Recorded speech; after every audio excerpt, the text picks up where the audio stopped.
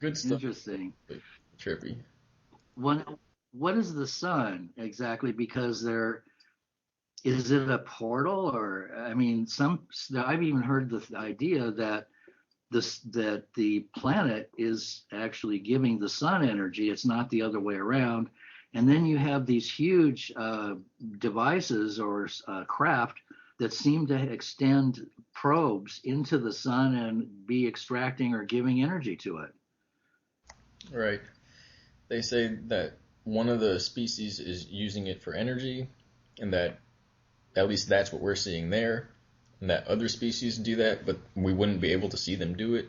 And then they say everything's upside down, everything's backwards, this is hell, we're going to heaven, so and so, so forth, so on and so forth.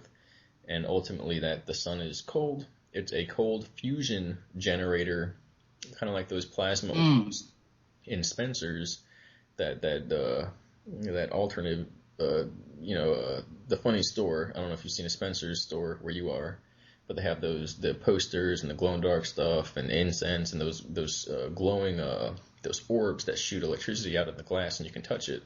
They say it's basically a plasma generator like that runs off of cold fusion, and we're essentially in an electric universe where everything is flipped on with a switch, and this realm materializes out of the flip being switched, not from particles colliding and big hot nuclear fusion generating and then heat. Right. That takes time. That has a linear effect, pathway. They say it's an electric universe, and yeah, everything that we're told is backwards from what it really is. And then well, that's for sure. They say that it is a portal that it basically occupies space in all the realms, to the point where if you interact with it properly, you can access the other realms through that. And that's how they move realm to realm without having to charge up the generators and blow a hole open in the fabric of space, which is another outdated term.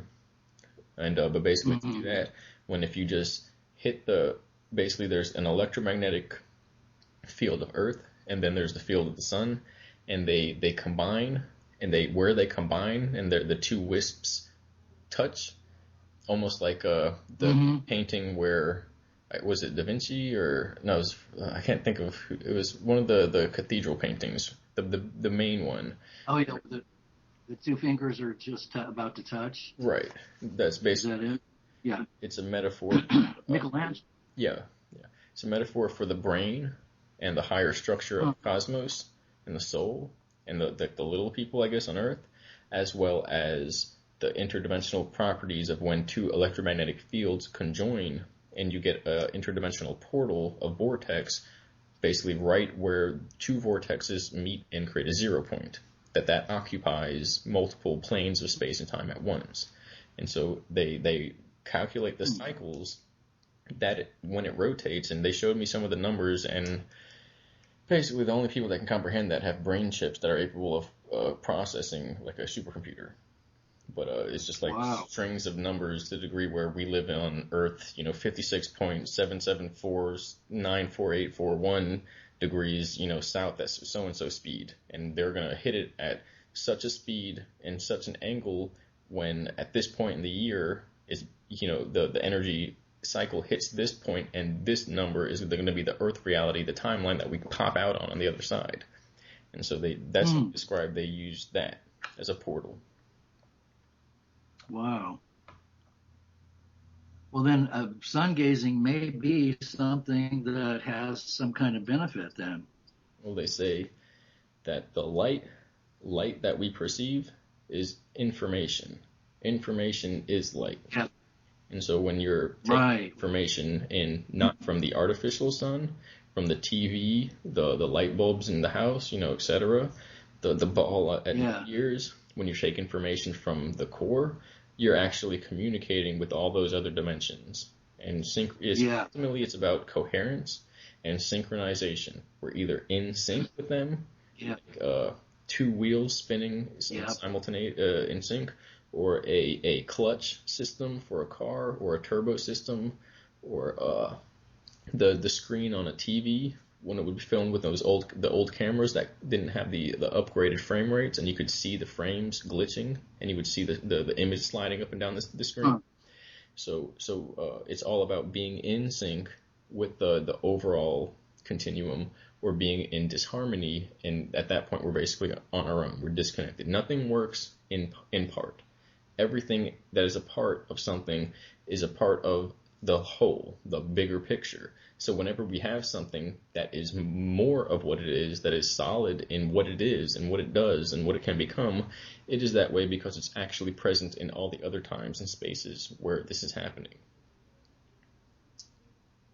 So it's basically about getting synchronized. Wow. When people are synchronized, it's because not synchronized with each other. That's a result of the fact that they're synchronized with themselves. And our mind, our heart, and our body is then becoming one congruent field where they're not seeing each other glitch and frame drag and no longer act in one coherent picture, but they're synchronized, and then the person becomes one being instead of one aspect of their brain or one aspect of their emotional system or one aspect of their hormonal system operating this vehicle at one point in time. When they're all one symphony, like a overtone, a harmony, you get this being that's not a piece, a part, a half. It is a whole, a half. It is a whole, and that is actually the higher dimensional being that we call a human. It is the whole thing, the whole constructed being from this synchronization of the parts. And that's transcendence, because, what is it?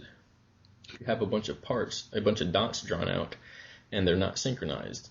It could be chaos, but what happens if they synchronize, and now you have a painting or a picture or pixels on a screen, and you can see, a beautiful work of art. Without that synchronization pattern, there is no higher dimensional continuum. Right. I was shown once from somebody else that there is that the underlying reality that should have been here, or that would be here, is harmonic, and that the way that it was distorted was by pulling out chords of the harmonic so that it couldn't be harmonic. And I was shown something that looked like cuneiform that was raised up off of the matter, that it was like these changing writing, and I wanted to look at it, and because I felt like if I looked at it more closely, I could understand what it was saying. And then I realized that if I did that, my focus would have gone there, and the person who was sharing this information would then not be sharing it. So that was something kind of interesting that happened. And then also I was in a 2-month period of total synchronicity where everything was literally synchronous from one moment to the next. There was nothing and I was able to contain it for about, I'd say, a month, where just I'd look at the newspaper and there was something that was personal to me, or there would be something played on the radio that was on a rap station, and it would be angelic music, and it was just, everything was constantly synchronous. And at about a month and a half, I couldn't hold it. I couldn't contain that much synchronicity, and I started to want it to stop because I couldn't handle it. It was as if my body wasn't wired to do it, and so I began moving out of that whatever it was, that period that I triggered. But it was really interesting. It was very personal and very. There was nothing that wasn't synchronous. I mean, literally nothing. Yeah, those are, you know what that is. It's a higher dimensional alignment, and we perceive it down here as, things just happening according to plan. As far as the language, the hieroglyphic, the cuneiform you were talking about, basically that's what they were doing in Egypt. They knew how to use symbolism to communicate knowledge, not words, ideas, references. It was literally a living language of knowledge. and that Yeah. it was active, and they had that part of their perception system activated. And there's a whole bunch more stuff that goes back to the ancient civilizations. So, excuse me, some of them would perform minor brain surgery because they perceived that certain parts of the brain were implants from this type of control system of overlords. And they would, right, that's, I don't know if you've seen people lined up getting basically bopped in the head. There were some ancient paintings, and some, there's the skulls broken open, but not basically. Wow.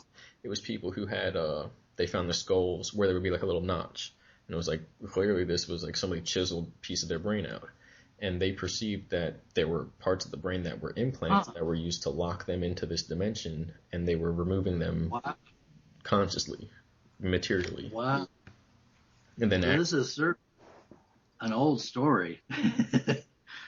Oh yeah. Well, we Very see the old. same thing happening today. Yeah. Well, like they say, there's nothing new under the sun. That's what they say. Wow. Interesting. Yeah, so basically, Well, is there those maxims, they come from these societies, these secret groups, because they're interdimensionally operating on Earth. They've been here for millions of years with their consciousness intact through these methods. Right. That's what I thought. I mean, that pretty much confirms what I've seen and felt. And it would almost have to be that way for things to be this way. Exactly, which kind of makes it seem it's going to be okay in the end, because we only have this chaos and distortion so that we have this awakening that's going to come from it. Well, now, you did say that there's going to be some kind of total disclosure of all of the secret projects exposed to the public. What gives you that impression that it's going to happen? They told me that was what they were going to do. But it seems okay. But it seems like every time that's been contemplated, that something stops it. More or less, but then we get the idea that if it doesn't happen now, it will never happen. We'll advance too far into technology, and basically there will be so much technology, so much metal, that this alternate intelligence hive mind will become active, and once that happens, there's no chance. People will have to get rescued, and this whole dimension will be forfeited. And in the same sense, there's soft disclosure everywhere. Yeah. In the same sense, I'm not supposed to be too specific about this, but you'll catch my drift. I've written a few posts on this. I also want to give you one. I'll send you the link of a side blog, which I'm kind of trying to do to just make it more easy to get the bulk of the information, the basics, instead of having to go through all my crazy writings on the blog regarding the unveiling, the basics outline of that. Because basically, everybody that we can talk about, I've interacted with in some way. They're basically pulling this show that we call politics and society, or civilization. Right. They're doing this to bring about exposure and disclosure, because they know that they're going to be food if they continue. So what we see now with this whole domestic investigation taking place, the whole exposure of hidden assassinations, selling of state secrets, contacting foreign nations and basically doing business with them, that's being exposed as part of a plan to bring about disclosure. Regardless, this is also the time where great changes take place. Everyone saw that in the device. That's what we saw. And we're already on a slightly different timeline, because I would have already been in a different situation than I am in now.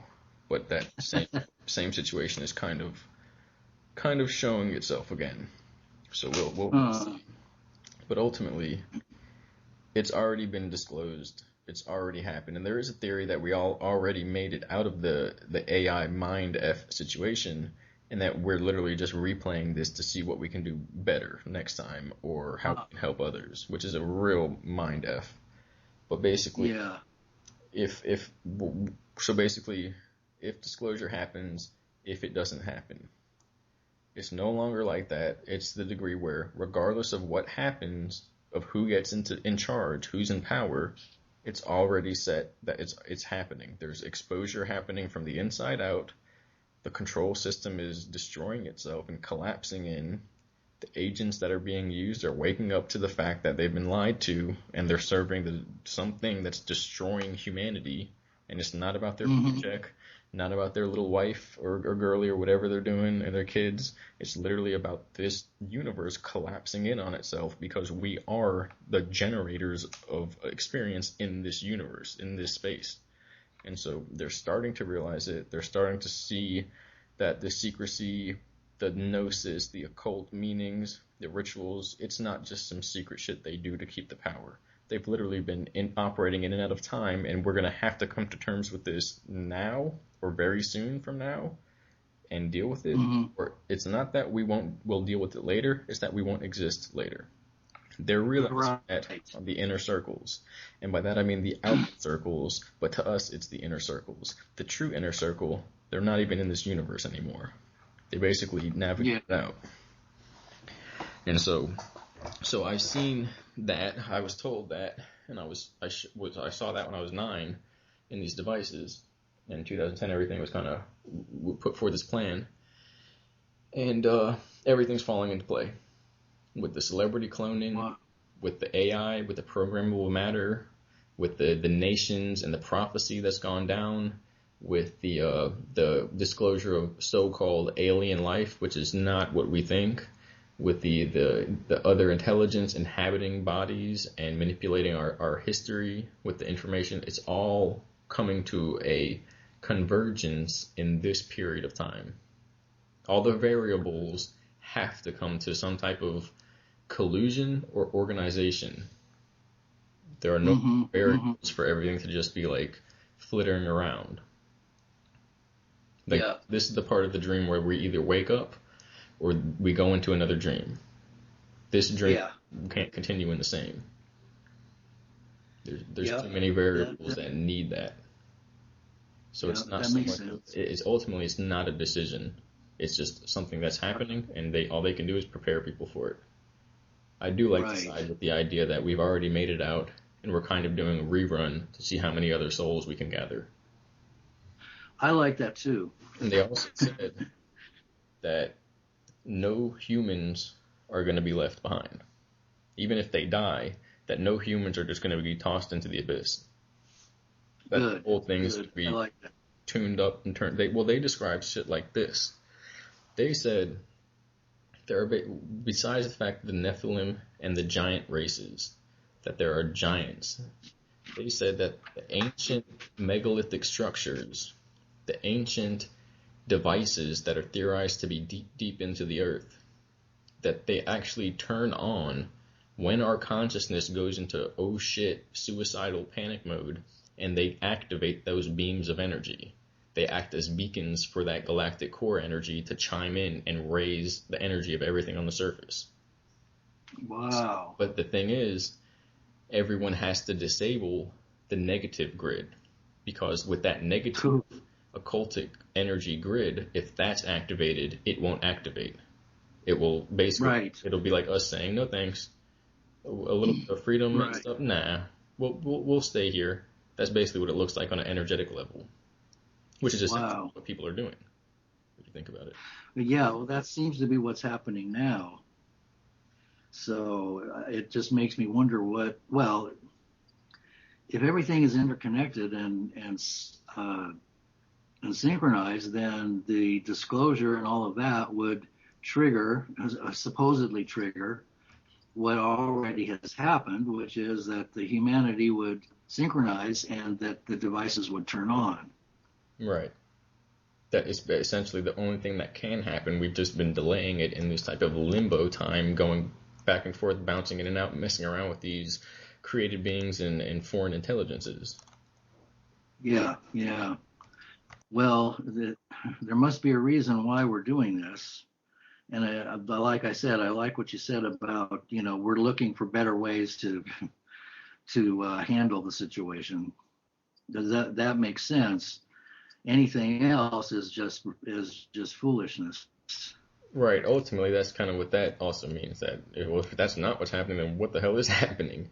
But Yeah, exactly. specifically, they told me that the team that I was introduced to and the others that you see popping up now, speaking on the a lot of the projects and disclosure, are basically those who made it and decided, volunteered to come back, reinsert themselves through the code of this space, this life terrarium system, and try and Hmm. reinvigorate others to make it a bit easier, to make it a bit more expansive and reflective of our true nature, to make it that much more meaningful.